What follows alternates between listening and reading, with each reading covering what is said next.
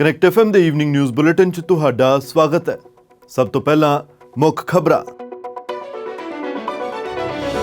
BC ਵਿੱਚ ਕੁਝ ਖਾਸ ਕੋਵਿਡ-19 ਪ੍ਰਭਾਵਿਤ ਇਲਾਕਿਆਂ ਵਿੱਚ 30 ਸਾਲ ਤੋਂ ਵਧੇਰੀ ਉਮਰ ਦੇ ਲੋਕਾਂ ਨੂੰ ਮਿਲੇਗੀ ਐਸਟਰਾਜ਼ੈਨੇਕਾ ਵੈਕਸੀਨ। ਵੈਨਕੂਵਰ 'ਚ 9 ਸਾਲਾ ਵਿਦਿਆਰਥਣ ਤੇ ਜਿਣਸੀ ਹਮਲਾ, ਸ਼ੱਕੀ ਦੀ ਤਸਵੀਰ ਕੀਤੀ ਜਾਰੀ। BC 'ਚ ਛੋਟੇ ਤੇ ਮੱਧਮ ਆਕਾਰ ਦੇ ਵਪਾਰਾਂ ਨੂੰ ਮਿਲੇਗੀ ਮਦਦ। ਸੂਬਾ ਸਰਕਾਰ ਨੇ ਕੀਤਾ $500 ਮਿਲੀਅਨ ਦਾ ਐਲਾਨ। ਪ੍ਰਧਾਨ ਮੰਤਰੀ ਟਰੂਡੋ ਨੇ ਭਾਰਤ ਦੀ ਮਦਦ ਲਈ ਵਧਾਇਆ ਹੱਥ। $10 ਮਿਲੀਅਨ ਦੀ ਮਦਦ ਦਾ ਐਲਾਨ। ਸਿੱਧੂ ਨੇ ਫਿਰ ਕੀਤੇ ਕੈਪਟਨ ਨੂੰ ਤਿੱਖੇ ਸਵਾਲ, ਕਿਹਾ ਅਗਵਾਈ ਤੇ ਸਵਾਲ ਹੈ, ਮਨਸ਼ਾ ਤੇ ਬਵਾਲ ਹੈ। ਤੇ ਹੁਣ ਖਬਰਾਂ ਵਿਸਤਾਰ ਦੇ ਨਾਲ। BC ਵਿੱਚ ਕੋਵਿਡ-19 ਦੇ ਅੱਜ 799 ਮਾਮਲੇ ਰਿਪੋਰਟ ਹੋਏ। ਅੱਜ ਇੱਕ ਚੰਗੀ ਖਬਰ ਸੀ ਕਿ ਕਿਸੇ ਵਾਇਰਸ ਪੀੜਤ ਦੇ ਦਮ ਤੋੜਨ ਤੋਂ ਬਚਾ ਰਿਹਾ ਹੈ। ਹੁਣ BC 'ਚ ਕੋਵਿਡ-19 ਦੇ ਕੁੱਲ ਮਾਮਲਿਆਂ ਦੀ ਗਿਣਤੀ 1,27,048 ਤੱਕ ਪਹੁੰਚ ਗਈ ਹੈ। BC ਦੀ ਪ੍ਰੋਵਿੰਸ਼ੀਅਲ ਸਿਹਤ ਅਫਸਰ ਡਾਕਟਰ ਬੋਨੀ ਹੈਨਰੀ ਤੇ ਸਿਹਤ ਮੰਤਰੀ ਏਡਰੀਅਨ ਡਿਕਸ ਵੱਲੋਂ ਅੱਜ ਦੇ ਮਾਮਲਿਆਂ ਦੀ ਜਾਣਕਾਰੀ ਸਾਂਝੀ ਕੀਤੀ ਗਈ ਹੈ। ਸੂਬੇ 'ਚ ਵਾਇਰਸ ਸੰਬੰਧੀ ਮੌਤਾਂ ਦੀ ਗਿਣਤੀ 1571 ਤੱਕ ਪਹੁੰਚ ਚੁੱਕੀ ਹੈ।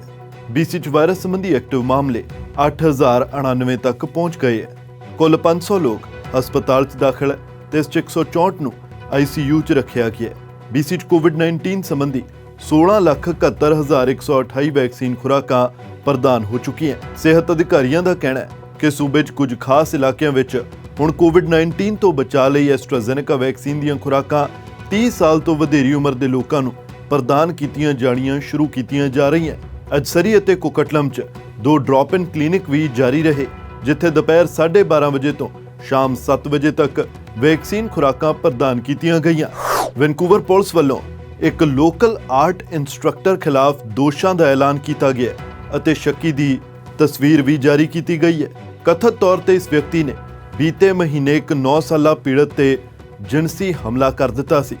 ਪੁਲਿਸ ਨੇ ਦੱਸਿਆ ਕਿ ਘਟਨਾ 22 ਮਾਰਚ ਨੂੰ ਵਾਪਰੀ ਸੀ ਅਤੇ ਵਿਦਿਆਰਥਣ ਤੇ ਜਿਣਸੀ ਹਮਲਾ ਉਸ ਵੇਲੇ ਹੋਇਆ ਜਦੋਂ ਈਸਟ 64th ਐਵਨਿਊ ਅਤੇ ਪ੍ਰਿੰਸ ਐਡਵਰਡ ਸਟਰੀਟ ਦੇ ਕੋਲ ਇੱਕ ਘਰ ਵਿੱਚ ਲੈਸਨ ਲੈ ਰਹੀ ਸੀ। ਸ਼ੱਕੀ ਦੀ ਉਮਰ 50 ਸਾਲ ਅਤੇ ਉਸ ਦਾ ਨਾਮ ਸ਼ਾਓਜਾਈ ਚੈਨ ਦੱਸਿਆ ਗਿਆ। ਇਸ ਵਿਅਕਤੀ ਤੇ ਜਿਣਸੀ ਹਮਲੇ ਦਾ ਇੱਕ ਦੋਸ਼, ਸੈਕਸ਼ੂਅਲ ਇੰਟਰਫੇਰੈਂਸ ਦਾ ਇੱਕ ਦੋਸ਼ ਅਤੇ ਜਿਣਸੀ ਛੇੜਛਾੜ ਲਈ ਸੱਦੇ ਦਾ ਇੱਕ ਦੋਸ਼ ਲੱਗਿਆ। ਕਾਂਸਟੇਬਲ ਤਾਨੀਆ ਵਿਸੈਂਟਨ ਨੇ ਕਿਹਾ ਕਿ ਉਹਨਾਂ ਨੂੰ ਫਿਕਰ ਹੈ ਕਿ ਹੋਰ ਵੀ ਪੀੜਤ ਹੋ ਸਕਦੇ ਹੈ ਜੋ ਹੁਣ ਤੱਕ ਸਾਹਮਣੇ ਨਹੀਂ ਆਏ। ਉਹਨਾਂ ਕਿਹਾ ਕਿ ਜੇਕਰ ਕਿਸੇ ਹੋਰ ਵਿਦਿਆਰਥੀਆਂ ਕੋਲ ਘਟਨਾ ਸੰਬੰਧੀ ਕੋਈ ਜਾਣਕਾਰੀ ਹੋਵੇ ਤਾਂ ਉਹਨਾਂ ਨੂੰ ਦੱਸਿਆ ਜਾਵੇ। BC ਸਰਕਾਰ ਨੇ NBC ਇਨਵੈਸਟਮੈਂਟ ਕਾਰਪੋਰੇਸ਼ਨ ਨੂੰ ਇੱਕ ਕਰਾਊਨ ਕਾਰਪੋਰੇਸ਼ਨ ਬਣਾਉਣ ਲਈ ਕਾਨੂੰਨ ਪੇਸ਼ ਕਰ ਦਿੱਤਾ ਹੈ। $500 ਮਿਲੀਅਨ ਦੇ ਸਟ੍ਰੈਟੇਜਿਕ ਫੰਡ ਲਈ ਨਵੀਂ ਕਾਰਪੋਰੇਸ਼ਨ ਦੇ ਤੈਅ ਉਦੇਸ਼ਾਂ ਅਨੁਸਾਰ ਕਾਮਯਾਬ ਹੋਣ ਦੀ ਸੰਭਾਵਨਾ ਵਾਲੇ ਛੋਟੇ ਅਤੇ ਦਰਮਿਆਨੇ ਆਕਾਰ ਦੇ ਅਜਿਹੇ ਕਾਰੋਬਾਰਾਂ ਵਿੱਚ ਨਿਵੇਸ਼ ਕੀਤੇ ਜਾਣਗੇ ਜਿਨ੍ਹਾਂ ਤੋਂ ਸਰਕਾਰ ਨੂੰ ਵਿੱਤੀ ਲਾਭ ਹਾਸਲ ਹੋਣ ਅਤੇ ਸਰਕਾਰ ਦੀਆਂ ਸਮਾਜਿਕ, ਆਰਥਿਕ ਅਤੇ ਵਾਤਾਵਰਣ ਨੀਤੀਆਂ ਨੂੰ ਸਹਿਯੋਗ ਮਿਲੇ। ਇਸ ਤਰ੍ਹਾਂ ਯਕੀਨੀ ਬਣਾਉਣ ਦੀ ਕੋਸ਼ਿਸ਼ ਕੀਤੀ ਜਾਵੇਗੀ ਕਿ BC ਵਿੱਚ ਸ਼ੁਰੂ ਹੋਣ ਵਾਲੇ ਕਾਰੋਬਾਰ ਕਾਮਯਾਬ ਹੋਣ ਅਤੇ ਨਵੀਆਂ ਨੌਕਰੀਆਂ ਪੈਦਾ ਕੀਤੀਆਂ ਜਾਣ। ਇਸ ਸੰਬੰਧੀ ਐਲਾਨ ਕਰਦਿਆਂ BC ਦੇ minister of jobs, economic recovery ਅਤੇ ਇਨੋਵੇਸ਼ਨ ਰਵੀ ਕਾਲੋਂ ਦਾ ਕਹਿਣਾ ਸੀ ਕਿ NBC ਵੱਲੋਂ ਕਾਰੋਬਾਰਾਂ ਨੂੰ ਵਧਾਉਣ ਅਤੇ BC ਦੇ ਇਨੋਵੇਸ਼ਨ ਦੇ ਟੀਚਿਆਂ ਨੂੰ ਪੂਰਾ ਕਰਨ ਲਈ ਨਿੱਜੀ ਅਤੇ ਜਨਤਕ ਖੇਤਰ ਨੂੰ ਨਿਵੇਸ਼ ਕਰਨ ਲਈ ਹੱਲਾਸ਼ੇਰੀ ਦਿੱਤੀ ਜਾਵੇਗੀ। ਪ੍ਰਧਾਨ ਮੰਤਰੀ ਜਸਟਿਨ ਟਰੂਡੋ ਨੇ ਦੇਸ਼ ਦੇ ਸਾਬਕਾ ਡਿਫੈਂਸ ਮੁਖੀ ਤੇ ਲੱਗੇ ਜਿਣਸੀ ਬਦਸਲੂਕੀ ਦੇ ਇਲਜ਼ਾਮਾਂ ਦੇ ਮਾਮਲੇ ਵਿੱਚ ਰੱਖਿਆ ਮੰਤਰੀ ਹਰਜੀਤ ਸੱਜਣ ਦੀਆਂ ਕਾਰਵਾਈਆਂ ਦਾ ਬਚਾਅ ਕੀਤਾ ਹੈ। ਉਨ੍ਹਾਂ ਕਿਹਾ ਕਿ ਰੱਖਿਆ ਮੰਤਰੀ ਕੋਲ ਪਹੁੰਚੀ ਸ਼ਿਕਾਇਤ ਦੇ ਪੂਰੇ ਵੇਰਵਿਆਂ ਦੀ ਕਿਸੇ ਕੋਲ ਵੀ ਸਹੀ ਜਾਣਕਾਰੀ ਨਹੀਂ ਸੀ। ਇਹ ਮਾਮਲਾ ਹਰਜੀਤ ਸੱਜਣ ਕੋਲ ਮਾਰਚ 2018 ਵਿੱਚ ਪਹੁੰਚਿਆ ਸੀ। ਟਰੂਡੋ ਦੇ ਸਾਬਕਾ ਐਡਵਾਈਜ਼ਰ ਐਲਡਰ ਮਾਰਕੁਏਜ਼ ਨੇ ਪਾਰਲੀਮੈਂਟਰੀ ਕਮੇਟੀ ਸਾਹਮਣੇ ਬੀਤੇ ਹਫ਼ਤੇ ਕਿਹਾ ਸੀ ਕਿ ਟਰੂਡੋ ਦੇ ਚੀਫ ਆਫ ਸਟਾਫ ਕੇਟੀ ਟੈਲਫਰਡ ਨੂੰ ਇਹਨਾਂ ਇਲਜ਼ਾਮਾਂ ਬਾਰੇ ਪਤਾ ਸੀ, ਪਰ ਉਹਨਾਂ ਕਿਹਾ ਕਿ ਟੈਲਫਰਡ ਨੂੰ ਕਿੰਨੇ ਕੁ ਵੇਰਵੇ ਪਤਾ ਸਨ ਇਹ ਨਹੀਂ ਕਿਹਾ ਜਾ ਸਕਦਾ। ਟਰੂਡੋ ਨੇ ਕਿਹਾ ਕਿ ਸ਼ਿਕਾਇਤ ਲਈ ਜ਼ਰੂਰੀ ਪ੍ਰਕਿਰਿਆ ਦੀ ਪਾਲਣਾ ਕੀਤੀ ਗਈ ਸੀ। ਇਸੇ ਮਾਮਲੇ ਨੂੰ ਲੈ ਕੇ ਅੱਜ ਕੁਐਸਚਨ ਪੀਰੀਅਡ ਦੌਰਾਨ ਵਿਰੋਧੀ ਧਿਰ ਕੰਜ਼ਰਵੇਟਿਵ ਪਾਰਟੀ ਦੇ ਲੀਡਰ ਐਰਿਨੋ ਟੂਲ ਨੇ ਵੀ ਪ੍ਰਧਾਨ ਮੰਤਰੀ ਨੂੰ ਘੇਰਿਆ। ਉਹਨਾਂ ਕਿਹਾ ਕਿ ਪ੍ਰਧਾਨ ਮੰਤਰੀ ਨੇ ਇਸ ਮਾਮਲੇ ਨੂੰ 3 ਸਾਲ ਤੱਕ ਦੱਬ ਕੇ ਰੱਖਿਆ। ਇਸ ਤੇ ਜਵਾਬ ਦਿੰਦਿਆਂ ਟਰੂਡੋ ਨੇ ਕਿਹਾ ਕਿ ਉਹਨਾਂ ਉਹ ਸਭ ਕੁਝ ਕੀਤਾ ਜੋ ਉਹਨਾਂ ਨੂੰ ਮਿਲੀ ਜਾਣਕਾਰੀ ਦੇ ਆਧਾਰ ਤੇ ਕਰਨਾ ਜ਼ਰੂਰੀ ਸੀ। The Minister of National Defence was aware of sexual misconduct allegations against General Advance in 2018. The Clerk of the Privy Council was aware. The Senior Advisor, Mr. Marquez, to the Prime Minister was aware. The Chief of Staff to the Prime Minister was aware in 2018. Mr. Speaker, was the Prime Minister aware of sexual misconduct allegations in 2018? What the Leader of the Opposition is putting forward is simply untrue. While there was awareness that there was a complaint against General Vance, there was no awareness that it was in fact a Me Too complaint of a sexual nature. These are issues that we have continued to work on seriously as a government. And I need to highlight that the Leader of the Official Opposition had heard a rumor of misconduct back in 2015, told his staff, who then told PMO, and they told the Privy Council office. It is the exact same process that played out in 2015 under the previous Conservative government as played out in our government, but we, Mr. Speaker, have taken far more actions to change the culture for the better of our military. ਪ੍ਰਧਾਨ ਮੰਤਰੀ Justin Trudeau ਦਾ ਕਹਿਣਾ ਹੈ ਕਿ ਭਾਰਤ ਤੋਂ ਆ ਰਹੀਆਂ ਕੋਵਿਡ-19 ਕਾਰਨ ਖੜੀਆਂ ਹੋਈਆਂ ਗੰਭੀਰ ਹਾਲਾਤਾਂ ਦੀਆਂ ਖਬਰਾਂ ਬੇहद ਨਿਰਾਸ਼ਾਜਨਕ ਹੈ। ਉਨ੍ਹਾਂ ਕਿਹਾ ਕਿ ਮੁਸੀਬਤ ਦੀ ਇਸ ਘੜੀ ਵਿੱਚ ਕੈਨੇਡਾ ਭਾਰਤ ਦੇ ਨਾਲ ਖੜਾ ਹੈ। ਟਰੂਡੋ ਨੇ ਕਿਹਾ ਕਿ ਵਿਦੇਸ਼ ਮਾਮਲਿਆਂ ਬਾਰੇ ਮੰਤਰੀ ਮਾਰਕ ਗਾਰਨਿਓ ਦੀ ਆਪਣੇ ਭਾਰਤ ਦੇ ਹਮਰੁਤਬਾ ਨਾਲ ਗੱਲਬਾਤ ਹੋਈ ਹੈ।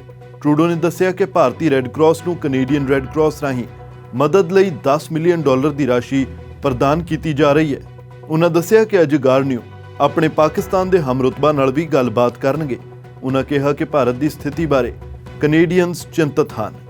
ਉਨ੍ਹਾਂ ਕਿਹਾ ਕਿ ਜ਼ਰੂਰੀ ਹੈ ਕਿ ਵਿਸ਼ਵ ਵਿੱਚ ਕਿਸੇ ਨੂੰ ਵੀ ਲੋੜ ਹੈ ਤਾਂ ਉਹਨਾਂ ਦੀ ਮਦਦ ਲਈ ਤਿਆਰ ਰਿਹਾ ਜਾਵੇ, ਕਿਉਂਕਿ ਇਸ ਪੈਂਡੈਮਿਕ ਤੋਂ ਉਸ ਵੇਲੇ ਤੱਕ ਰਾਹਤ ਨਹੀਂ ਮਿਲ ਸਕਦੀ ਜਦ ਤੱਕ ਕਿ ਸਾਰਿਆਂ ਨੂੰ ਇਸ ਤੇ ਜਿੱਤ ਹਾਸਲ ਨਹੀਂ ਹੋ ਜਾਂਦੀ। Minister Garneau, our Foreign Affairs Minister, has had direct conversations with his Indian counterpart.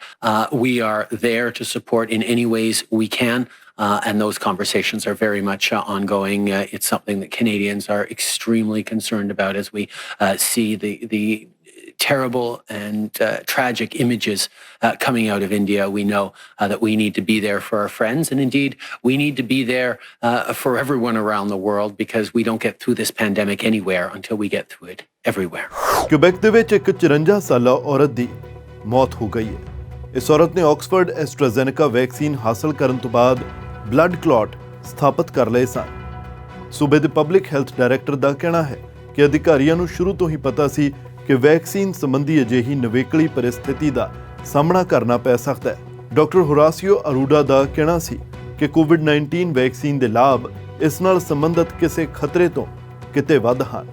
ਉਹਨਾਂ ਦੱਸਿਆ ਕਿ ਸੂਬੇ 'ਚ ਇਸ ਵੈਕਸੀਨ ਦੀਆਂ 4 ਲੱਖ ਤੋਂ ਵਧੇਰੇ ਖੁਰਾਕਾਂ ਪ੍ਰਦਾਨ ਹੋ ਚੁੱਕੀਆਂ, ਜਿਸ 'ਚ ਅਜਿਹੀਆਂ 4 ਰਿਪੋਰਟਸ ਸਾਹਮਣੇ ਆਈਆਂ। ਉਹਨਾਂ ਕਿਹਾ ਕਿ ਕਿਊਬੈਕ 'ਚ ਇਸ ਵੈਕਸੀਨ ਨੂੰ 45 ਤੋਂ 79 ਸਾਲ ਦੇ ਉਮਰ ਵਰਗ ਨੂੰ ਪ੍ਰਦਾਨ ਕਰਨਾ ਜਾਰੀ ਰੱਖਿਆ ਜਾਵੇਗਾ।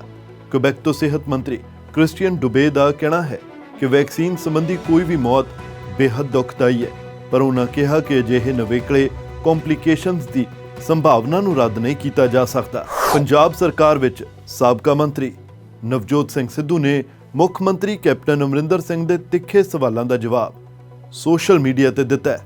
ਸਿੱਧੂ ਨੇ ਸਿੱਧੇ ਤੌਰ ਤੇ ਕੈਪਟਨ ਦੀ ਲੀਡਰਸ਼ਿਪ ਤੇ ਸਵਾਲ ਚੁੱਕਦਿਆਂ ਸ਼੍ਰੀ ਗੁਰੂ ਗ੍ਰੰਥ ਸਾਹਿਬ ਜੀ ਦੀ ਬੇਅਦਬੀ ਦੀ ਇਨਸਾਫ ਦੀ ਮੁੜ ਤੋਂ ਮੰਗ ਚੁੱਕੀ ਹੈ। ਸਿੱਧੂ ਨੇ ਟਵਿੱਟਰ ਅਤੇ ਫੇਸਬੁੱਕ ਤੇ ਲਿਖਿਆ, ਤੁਸੀਂ ਇੱਧਰ ਉੱਧਰ ਦੀਆਂ ਗੱਲਾਂ ਨਾ ਕਰੋ, ਇਹ ਦੱਸੋ ਕਿ ਗੁਰੂ ਸਾਹਿਬ ਜੀ ਦੀ ਬੇਅਦਬੀ ਦਾ ਇਨਸਾਫ ਕਿਉਂ ਨਹੀਂ ਮਿਲਿਆ। ਅਗਵਾਈ ਤੇ ਸਵਾਲ ਹੈ, ਮਨਸ਼ਾ ਤੇ ਬਵਾਲ ਹੈ।